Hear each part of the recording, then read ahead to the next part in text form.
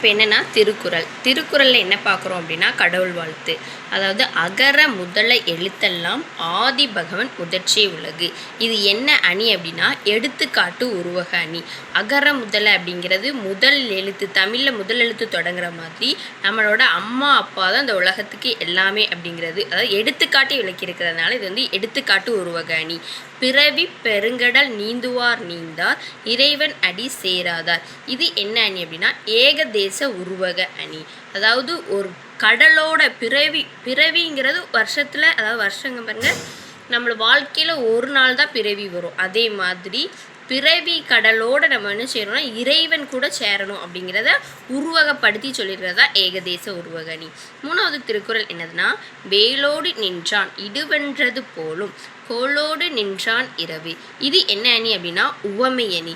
வேல் கூட நம்ம நிற்கிறோம் அப்படிங்கிற மாதிரி வேலோடு ஒப்பிட்டு கூறியிருக்கிறதுனால இது என்ன அணினா உவமை அணி.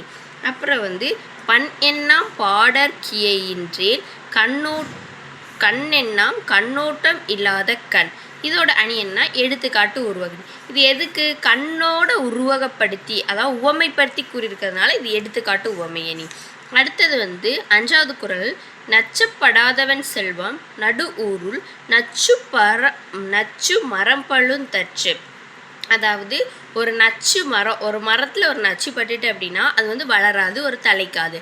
அதே மாதிரி ஒரு செல்வம் வந்து அதாவது ஒரு நல்ல இல்லாத முறையில் தேர்ந்தெடுத்துட்டாங்க, இல்லை அதை வந்து சம்பாதிச்சாங்க அப்படின்னா அது வந்து என்னதாகும் அப்படின்னா அது வந்து நச்சு மரம் கலந்ததுக்கான ஒரு பொருள் அப்படின்னு சொல்கிறாங்க.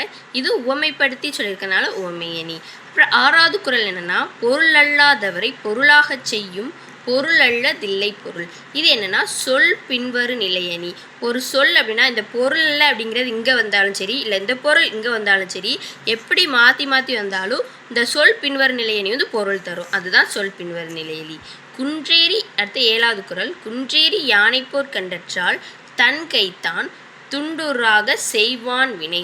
இது என்னன்னா உவமை அணி. குன்றேறி யானைப்போர் வந்து குன்றேறி செய்கிறதுக்கு ஒப்பிட்டு கூறியிருக்கனால இது வந்து உவமை அணி. எட்டாவது என்ன சொல்கிறோம் அப்படின்னா இன்மையின் இன்னாத தீயாதெனின் இன்மையின் இன்மையே இன்னாதது. இது அணி வந்து சொற்பொருள் பின்வரு நிலையணி. இன்மையின் இன்னாதது சொல்றதுனால. அடுத்தது ஒன்பதாவது என்ன தேவர் அணையர் கயவர் அவரும் தான் மேவன செய்தொழுகலான். அதாவது தேவரை நம்ம திட்டியும் கயவரை வந்து திட்டியும் சொல்கிறதுனால, ஒருத்தர் அதாவது புகழ்கிற மாதிரி புகழ்ந்து பேசுகிறதுனால அந்த அணி வஞ்ச புகழ்ச்சனி. பத்தாவது சொல்ல பயன்படுவர் சான்றோர் கரும்போல் கொல்ல பயன்படும் கீழ். இதில் போல் வந்ததுனால ஓமியனி. Thank you friends. இது டிஎன்பிசி